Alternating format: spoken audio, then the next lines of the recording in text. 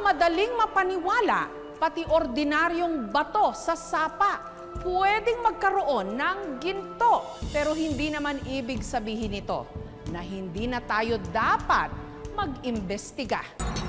Umaagos ang pag-asa sa isang sapa sa Tarangnan, Samar. Pinaniniwalaan kasing dito makikita ang isang malaking bato na meron daw nakaukit na mga simbolo na magtuturo ng direksyon patungo raw sa isang nakatagong yaman. Ang bayan kasi ng Tarangnan, wala pa raw kalahating oras ang layo sa pinaniniwalaang lagusan patungo sa di umano maalamat na lugar ng mga engkanto dito sa Samar. Ang napakayaman na syudad ng Biringan. Kaya raw nagkalat ang mga ginto't kayamanan sa paligid nito. Ang sapa, malapit din daw sa ruins ng lumang simbahan ng St. Francis of Assisi, na ayon naman sa mga kwentong bayan, may kahalong ginto ang ginamit ditong mga bato. Yung pinanawalang ginto na nanggagaling dito ay simula pa noong panahon ng Kastila.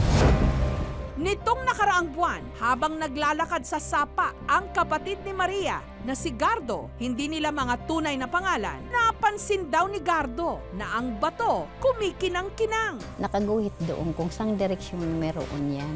Yan ang hinahanap ng mga nangunguha ng mga antik kung tawagin sa amin. Yung barko. Kaya nababasa namin kung saan direksyon meron. Yun ang palatandaan. Kaya pag sinabi na doon ang direksyon, doon niya huhukayin. Sinundan daw niya ang direksyon ng simbolo hanggang tumambad daw sa kanya ang 6 na maliliit at kumikinang na mga bato na para raw nababalot ng ginto. Pero agad daw itong binitawan ni Gardo sa takot na baka paglaruan lang siya ng mga engkanto na siyang pinaniniwala ang may-ari ng mga inaakalang gintong bato.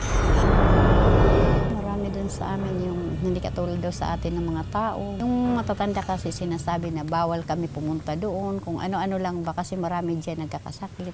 Nung ikwento ito ni Gardo sa kanyang ate Maria, agad itong nagpayo. Sabi ko sa kanya, magdala ka ng pagkain. Yung wala na bang lumilipad na mga ibon, punta ka doon yung agaw, dilim ba, tsaka araw. Binalikan nila ang lugar, sabay alay ng pagkain sa sinasabing bantay. Naniniwala kami na maraming gold doon na katanim. Ibinigay naman sa amin, kaya kinuha niya.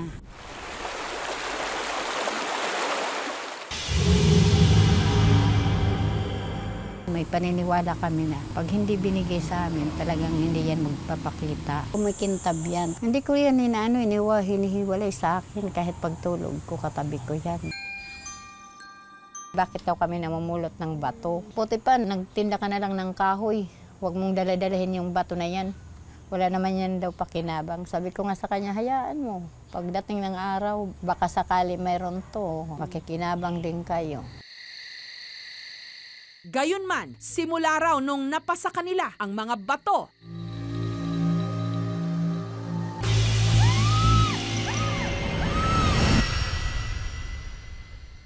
Nagpaparamdam, huwag daw ako mag-alala, tsaka huwag ako matakot dyan sa mga bato na dala-dala ko kasi nakasubaybay sila sa akin. Kung mabili man yan, una-una, iaalay muna namin kay Lord. Kasi siya tumulong sa amin yung may-ari dyan. Tapos yung iba, kasi pangako namin na tatayuan namin bahay sila. Gagawa kami talaga ng bahay doon sa bukid. Mula Samar, lumuwas si Maria pa Maynila para humingi ng tulong sa aming programa. Para malinawan kung totoo mayroon o wala. Baka sakali matulungan kami. Para masuri kung meron nga bang gold component ang mga bato, sinamahan ng aming team si Maria sa UP Department of Mining. So yung una pong gagawin is dudurugin po muna to. Kasi po kapag meron po tong gold sa loob, possible po na concentrated siya sa iba't ibang areas. Kumuha ng sample mula sa mga dalang bato ni Maria. Pinino ang mga ito at saka inilagay sa tinatawag nilang XRF machine. Sa unang 4 na test, ang dalang sample ni Maria, negatibo sa ginto. Pero pagdating sa ika-5 test, nagulat sila sa resulta. May gold nga po, 3.5 ppm. Sa every 1 million grams nung sample na ganito, merong 1 gram na gold. Pero bakit kanina po wala? Yung possible na, kasi solid to, yung mga XRF, yung penetration depth nila is nasa micrometers to millimeters. So possible po na kunwari kapag since yung gold ay fine tapos dispersed siya, kapag kunwari yung region na tinamaan ay walang gold, so ibig sabihin possible na hindi niya ma-detect yung gold. So since dito baka nung minove ko may chance na nakita yung gold. Salamat, hindi mo binigong kapatid ko. Sa unang 4 na tests na isinagawa ng UP Department of Mining, nagnegatibo sa gold component ang mga bato ni Maria. Pero pagdating sa ika-5 test, nagulat sila sa resulta. May gold nga po, 3.5 ppm. Ibig sabihin may 3 grams. Yung ppm po kasi parang 1/1 million. Sa every 1 million grams nung sample na ganito, merong 1 gram na gold. Pero kinakailangan pa raw ulit-ulitin ang tests dahil hindi consistent ang makina sa inilalabas nitong reading o resulta.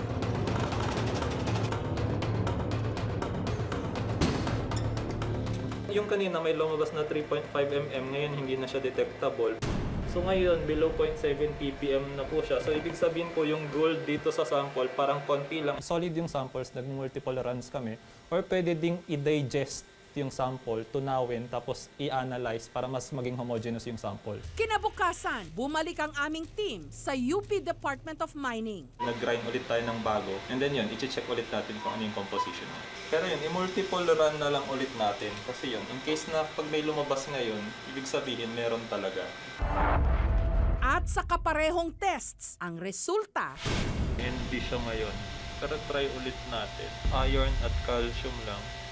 pero bakit kaya nagpositibo ang isa sa 5 test sa naunang araw at ngayon negatibo ulit? Baka may contaminant. Possible na may recent na nag-test ng gold sample, nag-grind siya gamit yon. And then yun, kapag nilinis lang siya ng usual na cleaning, if ever may sobrang lit man, since mataas yung concentration ng gold nun, kapag sumama dun sa sample ni nanay, possible na ma-detect. Ba't hindi natin sir nilinis? Kasi konti lang yung sample ni nanay. Kasi ang balak sana, since madaming dalang sample si nanay, okay na mineral ID lang. So, identify yung minerals na present. And then from that, malalaman natin kung associated yung minerals na yun with gold. Kaya hindi natin niran agad lahat. Personal na nila itong ipinaalam kay Maria. After po ng ilang series ng test na ginawa natin, yung resulta po ay wala pong laman na ginto yung sample po na dala niya. Wala talagang lumabas na. Opo, kaya kayo pa pinabalik kasi para din i-confirm na natin, i-verify talaga kasi medyo in doubt din ako. Tapos yun, yung ginamit po natin last time sobrang konti lang. Hindi natin nasundan yung talagang protocol, so may possibility po na may contaminant din. So, Itong malaki hindi pwede na ma-test. pwede naman po, pero baka po kasi parehas lang po yung mas okay na lumapit sa geologist po para masabi niya kung ano yung mineral na yan or kung paano yan nakuform or kung possible na may gold component po yan. Sabi pa ng mga eksperto, sakali man na merong ma-detect na gold component sa naunang mga sample, wala na rin daw ito halos halaga. Nasa 0.0035 grams lang yun ng bato. Tapos kapag minultiply natin, let's say, consider na natin na 2,000 per gramo yung ginto times 2,000. So, 0.7 pesos lang yun. And then, ang ano pa doon is kapag ihihiwalay mo yung ginto na yun doon sa bato na yun, gagastos ka. So, sobrang hindi sulit, hindi pwedeng pagka-interesan kasi sobrang baba ng value ng ginto doon. Parang nanghina po ako. Kasi naniniwala talaga ako na mayroon. Kasi yan na sana ang pag-asa namin para sa kapatid ko na nahihirapan sa paghahanap buhay. Para mapanatag ang loob ni Maria, hiningan pa ng opinyon ang isang geologist. Una, sa pagtingin ko lang, na-identify ko na yung bato. That's the first test, yung rock identification. Measurement by water displacement. Lumalabas na talagang ordinary bato talaga siya. No? Then pangalawa, nung kinunan mismo nung anong tawag dyan, noong XRF, talagang walang gold na confirm silica halos. Samar is basically parang limestone island yan. Kumukuha lang sila ng blocks of limestone na ginagawa ng churches. So, the possibility na may halong gold yung bato na ginagamit, medyo hindi masyadong possible.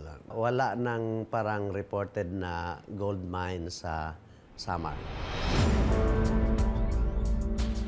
Sino ba ba naman ang hindi masisilaw sa pangako ng napakalaking kayamanan na mapupulot lang sa tabi-tabi? Pero hindi ba ilang ulit nang napatunayan noon hanggang ngayon na hindi lahat ng kumikinang ginto? Mga kapuso, kung nagustuhan niyo po ang videong ito, subscribe na sa GMA Public Affairs YouTube channel. And don't forget to hit the bell button for our latest updates.